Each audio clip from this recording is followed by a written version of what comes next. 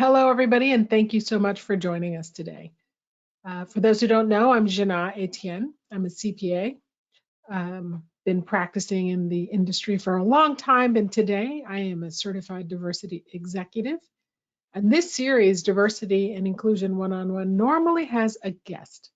But today we are doing something a little bit different. We are going to take a look back at the different episodes, and I've pulled out some very interesting questions from the Q&A, as well as a couple comments that came through to answer them because we don't always have time to answer questions. Now, Chris, our incredible moderator, has agreed to keep an eye on the Q&A panel for me today, and then make sure I stay on time so that we can answer the polling questions. All right, so I'm just going to clear out my question queue so I don't get confused. Now, there's a lot to cover today, so I may end up jumping around. You all can download the handout if you want to be able to look a little bit ahead, especially if you have a question, because I want to make sure we have time to answer those questions during today's session. All right, so where are we going to start? Well, way back in February. Well, I started the year in January with the year in preview.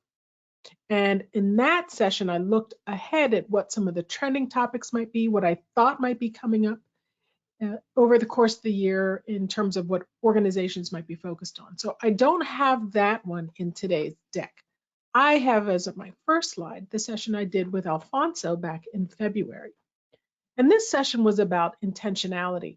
And this theme starts to show up over and over again throughout the year because organizations are starting to think about what are they trying to do besides navigate uncomfortable conversations or talk about unconscious bias. And this is important because the conversations for the last couple of years post George Floyd really focused on getting comfortable talking about this stuff. And so now we're comfortable. Where do we go from there? Well, more comfortable. So where do we go from there? Well, intentionality. And some of the points that Alonzo was making is that there's a difference between intentionality and intention. And so this applies to us as individuals and it applies to organizations. Intention is our goal. Intention is what we're trying to achieve, the outcome we're aiming for. Intentionality, on the other hand, is the action plan to achieve that goal, to reach that outcome. And so it's not enough to have good intentions. We also have to identify the actions, the behaviors, and the decisions, etc., that will move the needle toward that goal. Now, the thing about diversity and inclusion is this is a journey. This is not a destination. We can't expect that we're going to set a goal, we're going to hit the goal, and then we're done. It's almost like a moving target, but it's not. And by that, I mean diversity and inclusion is about the space we want to create, and we're constantly changing that space. We're reimagining it, we're thinking about it. Trends start to show in the workforce that we need to adopt or adapt to as organizations and as leaders. Now, there's a number of biases that are here on the slide, as you can see. We touched on some of those and the implication bias has in interrupting that intention because we mean well. You know, they say the road to hell is paved with good intentions. I didn't intend to have that impact on my colleague, but that's what happened. There was a difference between my intention and the impact that maybe I've had on others. As a leader in an organization, we have an intention around the strategy we want to develop, or the work we're doing, the initiatives we're taking to foster a more inclusive culture. But perhaps that isn't the result. That isn't the impact that it's having on our workforce. Now, in our next session in February, I talked to, let me say her name correctly, Guylaine Saint-Just. My name is Etienne, so you think I could say Saint-Just and Guylaine. I'm trying, and if you're watching, Guylaine, hopefully I got it right. What we talked about, so Guylaine is the president and CEO of NAMA, and what we talked about is the role affinity groups play in helping support minorities in the workforce. Now, an affinity group can be internal, it can be external, such as an association like NABA, an industry group, a professional network. An affinity group is really a group organized around a dimension of diversity. So you have groups for, say, women, or members of the LGBTQ community, or working parents. And the idea is that it helps in a number of different ways. So it can create an expansion of a professional network, whether it's across employees in a large organization, or whether it's out in the workplace, the professional space, where you just want to build that network of people in different organizations and in different roles for a number of different reasons. And it does provide for personal development, career mapping and planning, professional development, opportunities for education and training, because many of these organizations host conferences and other programs, both local, regional, and national. And so this is really important in understanding the role affinity groups play in helping create a more inclusive culture and supporting your diverse talent. Now, in this session, so these two questions came up. Number one, we're establishing our first affinity group in our company. What are the important factors to assure its success? So there is an entire sub-industry in the D&I space of professionals that support and specialize in employee resource groups. Some organizations call them employee business groups. There are a lot of different names, but essentially there are a couple of things you want to think about. Number one is the structure. You don't want it to be sort of like a loosey-goosey club. You want it to have some structure. You want it to have some rules around how the business resource group or the employee resource group, what they're expected to do, not rules, but outcomes, objectives. There should be a strategy, there should be a plan. You want to think about how can a business resource group or an employee resource group support the organization and not just the members within the organization. So for example, we might decide as an organization, we're going to have an employee resource group that serves women, and we'll serve minorities in 3 categories. Maybe it's African American, maybe it's Hispanic Latino, and maybe it's Pan Asian. And then we'll have one for millennials, and we'll have one for working parents. So we have these groups. These are supporting those employees in those groups. But what does this employee resource group do for the organization? Can the employee resource group help with serving new markets or creating specialty programs, different ways, or services or products, different ways to market and reach different segments of their workforce? And then the other thing you want to think about here is executive sponsorship, because what leaders say matters is what gets done. All right, the next question is, if leadership has stated their intention to hire someone of a certain gender or race, are they guilty of a type of bias? So here's the thing, we're all guilty of bias. Bias is just the way our brains function. Bias is really around tendencies because of experiences, habits, messages, social norms, sometimes stereotypes, and just the way we interact as humans. You know, let's go back to the slide from with Intentionality with Alonzo. I don't know, let's pick one, beauty bias. This is a tendency to prescribe positive attitudes towards someone that we perceive as attractive. There's the conformity bias, which is the tendency for us to change the way we might behave, the things we might say and things we might share in a group, even if it's not consistent with our own beliefs. And why do we do this? Because we want to fit in. And so when you think about bias, I just want to remind us all that bias isn't just, it isn't something we control. It's called unconscious bias for a reason. So I don't think that when leadership says they want to hire somebody in a particular group, it's an indication of bias. What we should be more worried about here is maybe we substitute in the word preference. Now, the Civil Rights Act banned segregation on the grounds of race, religion, national origin, and discrimination in the workforce for color. It's the words in there: color, race, sex, religion, or national origin. And so the goal of this legislation was for force employers to make employment decisions based on qualifications and job requirements and not these other factors. Now, Title VII of the Civil Rights Act is what specifically says you cannot hire somebody based on race, gender, sex, religion, and national origin. But we know, we've heard organizations creating diversity strategies that say we want to increase the number of people in our organization in this particular group. And so that can feel like a quota. And so we don't want quotas. That is the exact opposite of what we're trying to achieve. Can you factor in different dimensions of diversity when making a decision, when evaluating and comparing candidates? Yes, but it can't be the reason you hire somebody. So for example, let's say a CPA firm is evaluating a number of candidates and they've narrowed it down to two, Jane and Joe. Jane has an accounting degree from the University of Pennsylvania. She has 3 years managing a tax department with 15 people.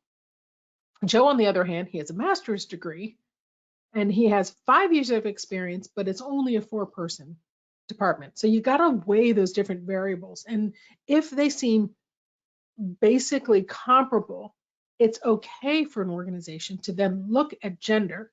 If, for example, one of the things they want to do is improve the gender diversity in their tax department or perhaps in their into their overall organization. So you can't hire for gender or race, but you can factor it into your decision making. Now, the next session I had was with Lindsay Stevenson. And Lindsay, we really talked about some of the challenges and barriers that women face, that there is burnout. It's a very real thing. We all know what burnout is. The challenge is burnout, and the discussion we had is there is a disproportionate impact on women in some ways that might create a different pressure that results in burnout. So burnout, yes, for different reasons, possibly. For all the same reasons, we all experience burnout and then some. Hey, Jina. Yes. Let's take a pause for a quick polling question. Is that okay? Can we just cover the slide? Sorry, Chris, because the next one is a polling question. Sure, go right ahead. Yeah, I'll just wrap this up. Sorry, thank you, because this is a good time check. One of the things, it's not to say that men don't have some challenges that women don't have, but we know that we're struggling to see an increase in women in leadership in the public accounting profession in particular, and less than 5% of C-suite positions are held by women. So understanding what is burning them out, whether it means exhaustion at work or leaving the workforce, is important so that we can ensure we're supporting the entire workforce. All right, now we're going to go to this question about allyship. Yes, indeed. My pleasure to launch this for you. How familiar are you with the term allyship? Make your selections now, folks, and this poll is active for 60 seconds. And also, folks, if you have any questions thus far for Jina, please put them in the questions box. I wanted to ask about allyship because allyship is an important concept as a strategy for supporting women in the workforce. So let's see what the results say.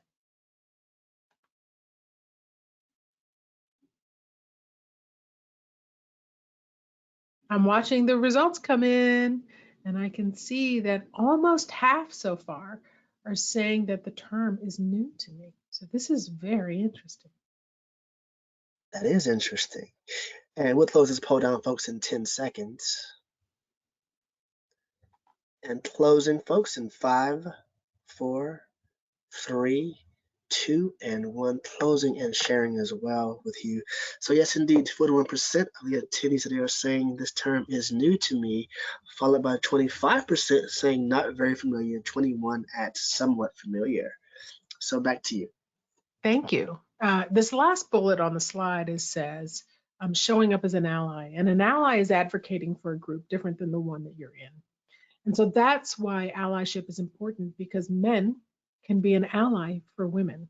That means understanding the challenges that they're facing, speaking up for women, being a mentor for or sponsoring women. All of us can be allies. I can be an ally for people in the LGBTQ community. Somebody who is in the LGBTQ community can be and doesn't have children can be an ally for working parents. And so allyship is an important concept for supporting others in your organization that are in groups or have dimensions of diversity different than your own. In March, I had a conversation with Elizabeth Almer. Dr. Almer has done a lot of research around women in the profession and trends in terms of women staying in the workforce, moving into different positions, whether it's an equity partner or a non-equity partner, and what some of those implications are. And what she shared with us is some of the findings on her in her research and in her own experience. And acknowledges that navigating this line is multifaceted, and it's complicated. And it's particularly challenging in small teams where diversity might not initially be evident. And what's important about that is not all of our dimensions of diversity are visible. We're going to touch on a few of those actually through the course of the year in different episodes. So that was just a really interesting conversation about some of the unintended impacts of different group dynamics and how it might affect different dimensions of diversity or different members of minority groups. So for example, unwritten rules and the things that you have to do to be successful, but it's not formal, it's implied, it's suggested. It can feel like politics, and it can land on different members in an organization disproportionately so, particularly members of underrepresented groups. Now, the next conversation I had was with Maggie Wall, and Maggie is an executive vice president at Citizens Bank.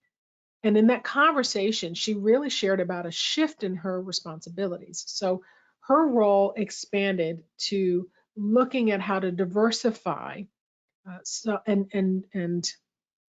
What's the term in the banking industry? Increase their assets in different markets in different markets. And one of the areas she looked at first was women.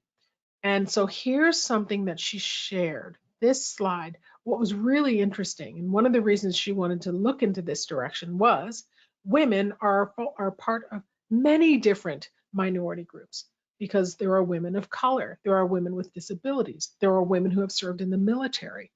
And so looking at women and then taking it a step further and looking at different dimensions of diversity through that lens, she found to be very revealing. Women are half of the population. They make 85% of the buying decisions in the United States, but only 16% of investment-related decisions. And so what she realized is that perhaps some of this has to do with confidence. She shared with me in our conversation leading up to the session that at 27 years old, she knew she should know better about things and ways to manage her money, but no one really told her growing up, and she didn't ask because she didn't want to look stupid. And so that's that confidence gap at play that might be causing that holding back of women in really learning how to own their own power financially, protect themselves, etc. I think, is there another slide here? No. So in May, I had a great conversation with Jeff Phillips. Many of you might know him from his role in Accounting Fly. And in this conversation, he really wanted to share a different approach to recruiting because there are real issues with recruiting. So one of the statistics he shared, I want to find it in my notes. Where is it? One of the statistics he shared was that millennials would change jobs because of having changed job just because of having anytime. They want to have an anytime, anywhere work mentality, far greater than other groups in the workforce. And so the other thing that I thought was very interesting was, I think it's this one, by 2030, there will be 50 million open positions. Globally, not enough people to fill those positions. And so we really needed to start thinking today about how can we change our recruiting strategy. And the first step he shared was anticipate the pain. That's what he called it. Build higher turnover into your business plan and budget accordingly. He said the next one is hire remote and embrace flexibility. And then the third one he said is change your timing of when you recruit. If you're in an accounting firm, for example, typically it was August through October. And then if you didn't finish your recruiting cycle, there weren't other candidates to recruit or to pursue come October. And so maybe you need to think about shifting when you start looking for candidates, how you attract candidates, maybe more interns, and you might want to look sooner. He didn't define when that is, but certainly presented the question about what is the cycle calendar-wise for your recruiting efforts. So this question and a couple comments actually came up. What if you work with other companies that are fully remote and do not seem to hear your concerns in those other companies?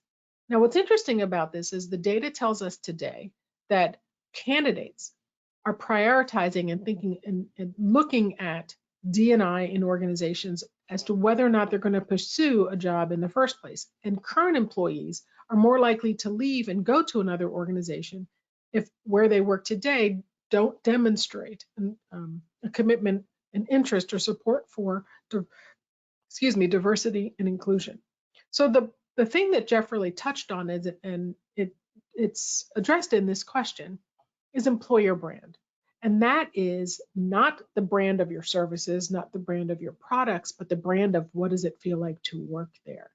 And so if other companies aren't appreciating that experience of remote, not trusting their employees to be able to get their job done, or not willing to hire people who won't come into the office, then it's going to impact the opportunities to attract candidates and might create higher turnover, as well as not attracting as many candidates, which creates a wider recruiting issue.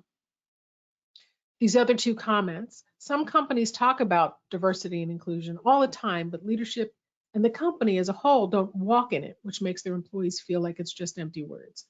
And the data tells us that when that happens, it increases turnover. The next comment said, it seems that senior managers want to be present in the office, but their subordinates do not. And some of that might be an indication of some of the generational differences on how we value and assess work. Because for some today, it's still depending on our training and our age and our experience. I need you to sit in front of me. I need to be able to see you doing the work in order to evaluate performance. So it's really about thinking about different ways to assess performance. In May, I met with David Lopez. David Lopez owns a firm in the Chicago area. And one of the things that was important for him to share, two main points. One was that as a small firm, how can you differentiate yourself in high and get people to come work for you? And one of the things that he said is, as a small firm, you might not be able to compete on salary, but you might be able to compete on quality of life. So in terms of minority, it's the position the firm takes, the position the firm sits in the ecosystem of accounting firms. Then he talked about the firm in terms of supplier diversity. Now, supplier diversity strategy, here are two slides from that presentation, and this spoke to an article from Harvard Business Review that talks about supplier diversity. And this is a business strategy that tries to incorporate minorities as part of their procurement process. And there are some things like minority certification, small business enterprise, minority business enterprise, women-owned business, women business enterprise. These are things that credentials and certifications that David was suggesting some firms might pursue because it can help them get into organizations, be it as an auditor, whether it's an organization that is a corporate client, or it could be government, federal, local, and state. He did share that there are a couple of different networks some members in minority firms might want to consider just to expand your own network and build resources to either bid together on a larger contract or share best practices. And then just share opportunities, because there might be an RFP that comes up or a bid opportunity in somebody's state. They don't have the expertise, but they might know somebody who does. If it's part of a supplier diversity program, then having your network include other minority-owned firms can be a benefit for all of you. All right, so this brings us to our next polling question. Polling question 2 is active, folks. Does your organization have a supplier diversity program? Make your selections now, folks, and this is active for 60 seconds.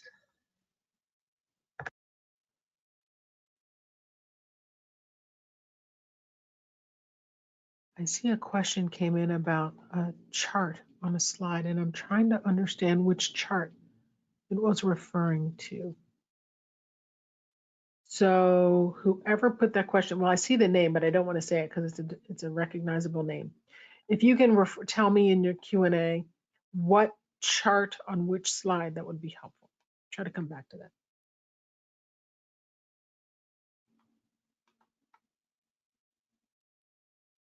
Closing this poll, folks, in 10 seconds.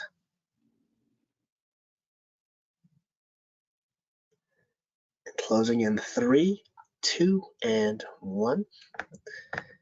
And it appears that you have a really tight split between no and not sure, both coming in at 35%, with 25% saying yes, and 6% saying I prefer not to answer. So back to you. Well, what I hope this has done is simply to raise awareness that these programs exist, and that if you are a minority-owned business, consider trying to participate in one. And if you don't have, if you are an organization, especially larger organizations, and you don't have supplier diversity as part of your D&I strategy, consider that as something to add. Hey, Jina, In June, I'm sorry. The attendee put back in the questions box, it was the unemployment data on the chart. If that helps you at all to find what we're talking about. On the chart.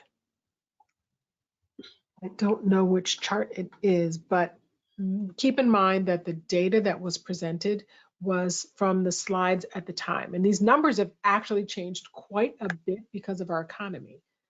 So hopefully that helps answer the question. In June, I had the opportunity to talk with Brian Strigg. He actually joined me the previous year and decided, I invited him back. He originally shared his experience as a gay man in public accounting to help people understand that not all of the challenges that people talk about exist, and not any particular diverse group isn't a monolith. And so his experience was going to be different potentially than another gay man in public accounting. Not all people who are gay or lesbian or bisexual and so on are out, so to speak, in their organization. So really what we talked about here was, it was Pride Month. So he wanted to talk about the history of Pride Month, and then as well as a brief history of different awareness days and heritage days, and suggested that there are a lot of reasons that we might want to celebrate these. Mental health and wellness, recognition and honor different groups. It could be just for fun. Now, this slide isn't in your handout. It was in that presentation, but I thought I'd pull it in here because it just provides a number of different examples of the types of days and the types of months there are heritage or remembrance weeks or celebratory weeks. Just a lot of things that organizations can do throughout the year to put a little touch of D&I in the day-to-day. Now, a couple of questions came up on this one. First, what are ways that firms can celebrate Pride without seeming performative? Well, there's some simple things you can do, because not all firms feel comfortable putting a stake in the ground or publicly celebrating Pride. So maybe you could do something internal like a charitable giving campaign, whether it's collecting funds as a group and making a big donation, or sharing the list of charities and inviting employees to make donations, and possibly even getting the firm or your organization to provide matching contributions.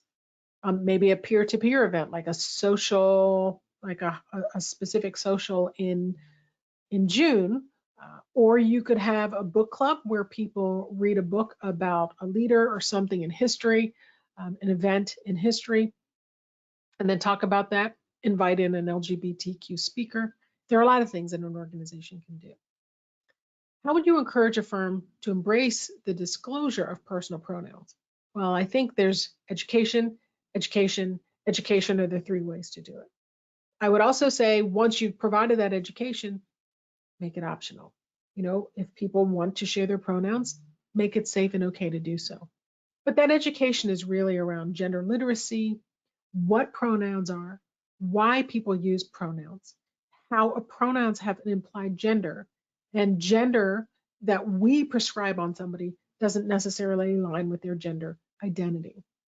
And so understanding gender identity, gender expression, and all of those terms can help reduce any discomfort around pronouns and make it something that firms might want to consider. More businesses are doing it today, and a lot of the things that hold some organizations back, especially in the public accounting arena, look out at your clients to see what they're doing, because you don't want to be the outlier.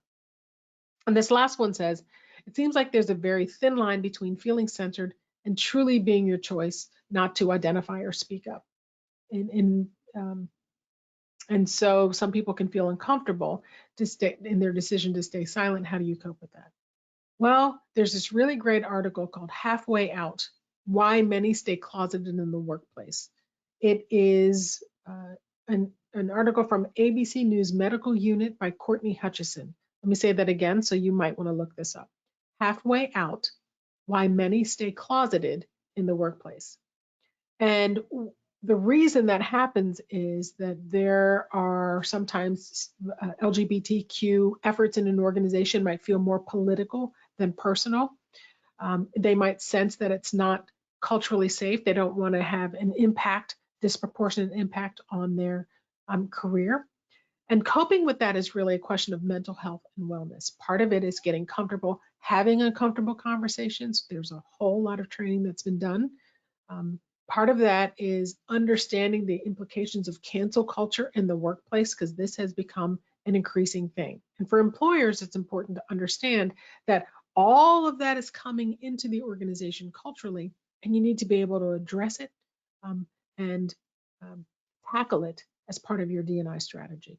If not D&I, just part of your strategy to optimize and improve employee experience in the workplace. In June, I also spoke with Mark Travis Rivera. Mark describes himself as a queer, disabled, gender nonconforming Latinx man. Those are the words that he used. I went back and listened so I can type it out word for word. He said that he was given permission at a young age to define myself for myself. And the reason he was saying that is that when you embrace yourself, you are embracing your potential. But yourself is made up of a lot of different identities. He said, at my core, I am human, made up of different identities, experiences, laughter, trauma, resilience, failure, love, grief, and that authenticity is superpower. And so this was a really important conversation about intersectionality and how all of these different dimensions of our identity come together to make us uniquely who we are. We can't separate one aspect from another, and it is embracing all of those that can help free up people to bring their full skills and perspectives and insights and contributions to an organization. All right, this question, what do you recommend for employees or managers to support diverse staff from clients who may or may not want to work with a diverse employee? So here's the thing I would say first is if you are a firm and you put somebody on an engagement and the client says, I don't want to work with that person because they're fill in the blank, you have a choice to make. You can say, you can stand behind that employee or you can reassign the staff. Either way, you're making a statement. And so what's the statement that you want to make? Because what you say tells everybody everything about what you believe about D&I. You might lose the client, but if you're standing behind your values, that might be worth it. And it might send a message to the client and they realize they're going to still work with that employee because now they know where you stand. And so I think it's important for employers and managers and leaders to understand what that means and the implications and being ready to respond if that situation comes up. I had a conversation in July with Dr. Anton Lewis, and I will admit that this session was a wee bit controversial to some because he does work in the space of critical race theory as it relates to accounting. And this series is about exploring all aspects of the D&I conversation, including those that might make some of us uncomfortable. I was a little uncomfortable in that conversation myself. But it's important to recognize that this isn't about trying to convince somebody of something. It's about awareness. We don't have to agree. But what I hope we can do is listen to each other. And this is an important part of D&I as a strategy in organizations, because it's about creating awareness. This isn't tolerance. This is appreciation for those differences, not tolerance of those differences. But if you're interested in more about this, I would encourage you, all of these programs are available on demand. Recordings are also posted on my YouTube channel. Go back and have a listen. Now, I'm not going to tout this one. This is the one I presented back in August, and it was revisiting the business case, because for so often we've said the business case is the right thing to do. But we know the data tells us there's an actual measurable value to diversity and inclusion. And I actually have gone through, there's a slide in there that talks about, it quotes an article from Forbes magazine that says that if you have a high performing team and one person in that team becomes disengaged, the team's performance level will drop. And we know this to be true. And from a D&I perspective, it proves the point that if we have employees walking in the door that are already predisposed to be less engaged because they are a minority, what can we do to boost their performance and increase their engagement? That's what we're talking about in terms of D&I. In August, I had Brad Cantwell join me. And Brad, one of the most important things that I think Brad shared is that leaders can't always say what they want. We all think you're the leader, you can say what you want, you can do what you want, but that's not necessarily the case. He actually shared a story about when he was in a meeting. It was a very homogenous space, so a lot of people who look like him. And somebody said something that he absolutely disagreed with. It was entirely inappropriate. And it was also something that somebody would have never said in a diverse room. And he had a decision to make, just like before. And in that case, sometimes you say something and sometimes you don't. We've all been in those situations where you pick your battles. There are implications to those battles. Power dynamics, for example, might be just one layer of why you choose to take it on or choose to step away.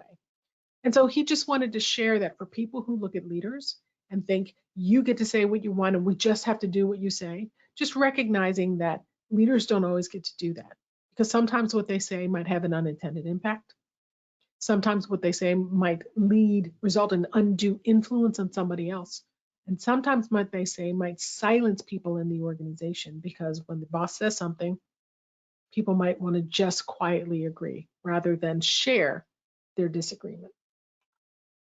This was a wonderful quote that was included in the session, that diversity and inclusion is a one-off thing and it requires empathy from leadership. Now, this next session was fascinating. This is with James, who is just a brilliant data dude. And really what he talked about, if you didn't walk away with anything else, is what I have here on the slide.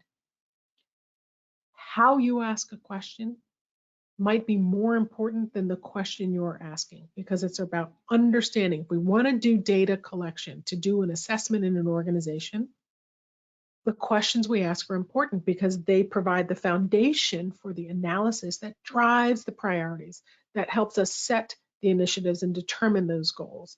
And so understanding stuff that falls in the gray can come down to how we ask, who we ask, when we ask, and the combinations of data that we use to collect and then build this story and build an understanding. So that was fascinating. He shared some examples and some models, walked us through an example. I would certainly encourage those of you listening who are performing a D&I assessment or in the process of considering doing one, go back and have a listen, because he just brings a whole new approach to how do we look at data and the story that it tells us. All right, third polling question is now ready to roll. Ready to roll indeed. Poll question number 3 is, has your organization conducted a DEI assessment? Make your selections now, folks. 60 seconds. While that is up there, I see the title about the question of percentages was the Getting Talent Right slide.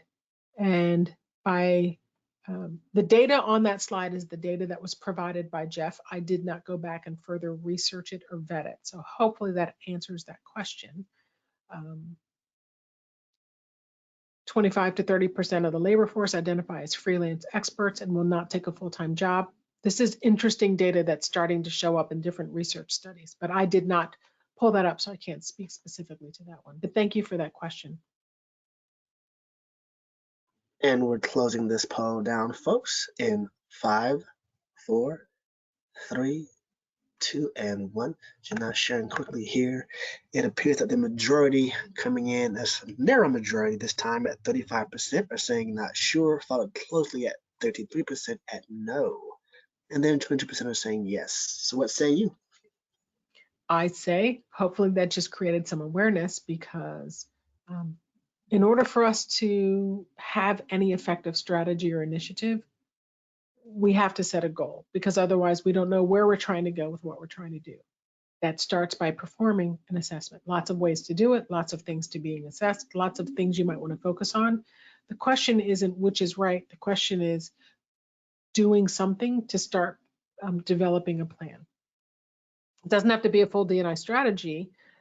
I certainly would encourage organizations to think about how D&I, what the role DEIB, diversity, equity, inclusion, and belonging have in the culture that you're trying to foster in your organization to support a workforce that is just increasingly diverse.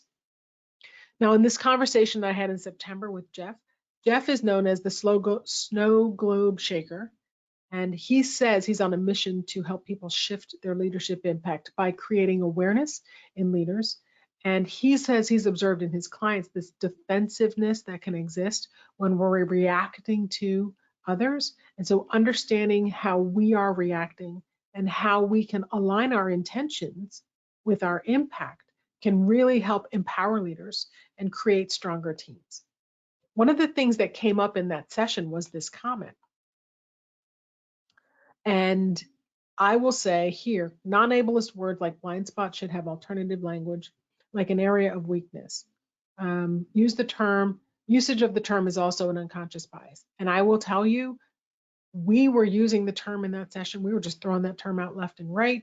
We were using the term in the context of it being something that's just a lack of self-awareness, or something falling into that space where you don't even know that you don't even know. And I will acknowledge, and I hope I acknowledged on the air, that this was a fair point and we were wrong and we shouldn't do it. And since that point, I was grateful for being reminded, because I've tried to notice when I use the term and self-correct in the moment. Other terms, for example, to think about are things like, that's a tone-deaf comment, or turning a blind eye, or my boss is nuts if they think we can ... These are examples of ableist language that we want to get away from, not use entirely inappropriate, non-inclusive language. I had a conversation in October with Sylvia Dion, and we picked that date because October 14th, coincidentally, was at the end of National Hispanic Heritage Month, which runs September 15th to October 15th. And she shared her stories of being Latina and how it has helped her, some of the microaggressions she's experienced. For example, she said she was called Maria a lot, and she's like, not all of us are named Maria, and that she's had a wonderful career, and that she's inspired by being able to mentor and work with so many other Latinas in the community over the course of her career, and just reinforce some of those positive experiences, because too often when we're talking about diverse groups, different groups, sometimes we talk about them from the perspective of, I don't want to say we say poor them, but it's assumed that they're in a diminished position, which presumes a level of discomfort, unhappiness, reduced satisfaction. And while those elements might be there, we're not, again, a monolith in any group. And so she wanted to share some of her experiences and a little bit of her career story. And at the end, she talked about, if I knew then what I know now. She shared some of those tidbits and insights. That was fascinating. A couple of the things that did come up in that session was the pay gap, and not just the pay gap men to women, but how it changes based on different races and ethnicities. She thought that was important to share. And then she also shared this, that women in accounting, just a couple of data points that she actually pulled this from Catalyst in terms of representation of women of color. 5%, this is 2019, 5.5% of accountants and auditors were Black, 8% Asian, 5.3% Latinas.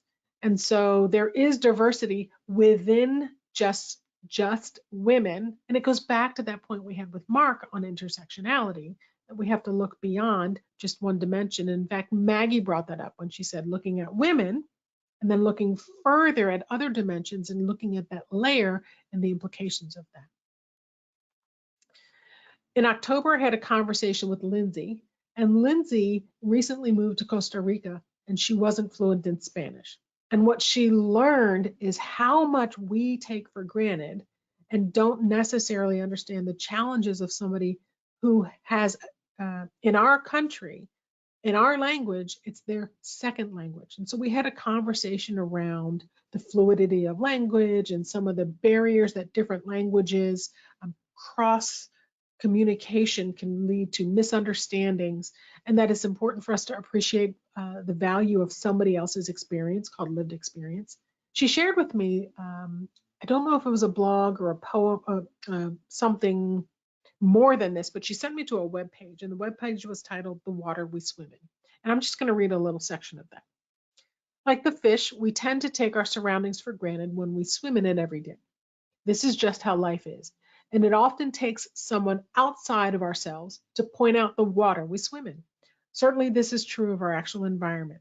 For instance, we don't generally hear the accents in our own speech patterns, but can quickly pick them out when talking with others. We take for granted how words and phrases sound until we hear the differences.